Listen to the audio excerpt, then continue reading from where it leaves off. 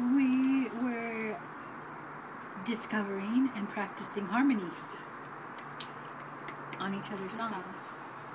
It was a little like, we weren't quite sure what to do, but we knew that Dan was like, come back next Monday with harmonies. And so we just took it real slow, which I think we were talking about was like a lesson for both of us to allow ourselves to learn music slowly and like uncover it, instead of having that, letting the critical voice take control, the one that says, you need to know this like right now. Just tried like a bunch of different ways, and if something wasn't working, we like tried another way, and then you, when it comes together, you feel it. Mm-hmm. I think one of the things that we really get at Rubicon is about how to deal with the inner critic. That's really addressed a lot, about how to not let the inner critic be in charge.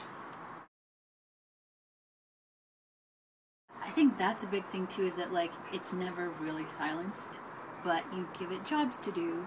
So like at our last group session, the job for the critic was to like look ahead to what the next note or the next chord was going to be, and it's like, okay, I appreciate you wanting me to like get everything right, so the best way to do that, instead of like yelling at me, is like to look ahead and see what the next chord is, and then I'll be ready when it comes. I think just like, you know, putting the spotlight on the critic, so that it's like, we're not like just get over it. It's kind of like, well, here it is. So how does it act, and so everybody, it kind of shows up in different ways. Mm-hmm. And there's just a lot of kind of like, I don't know, just trying to find what works for each person, but by bringing it up, not by ignoring it. Because it's such a big part of being creative, is how to manage the inner critic. Mm-hmm. So I think it's one of the best things I think I'm getting out of the program. And everybody, it's great. One of the great things about group is that everybody has their day that sucks. Like, for whatever reason, they had a rough day before, or, you know, like I've had times where like I didn't get enough practice in before, so I can't keep up with the group in the moment, and whatever. But so, because everybody seems to have their turn of a day that's not quite right, you get to see the aspects of yourself in the other people. I'm like, oh, she's being so hard on herself. She shouldn't be so hard on herself. But like, oh, that's what I do to myself. So maybe I shouldn't be so hard on myself either. So it's very supportive, and you learn a lot by working with other people, both about the other people and about yourself.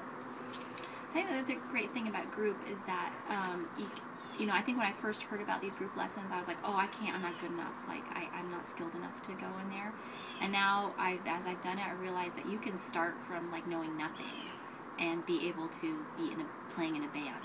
Like, because Dan is so capable of breaking something down into the smallest pieces. So, like, I've learned 3 new instruments. This session I'm learning the ukulele.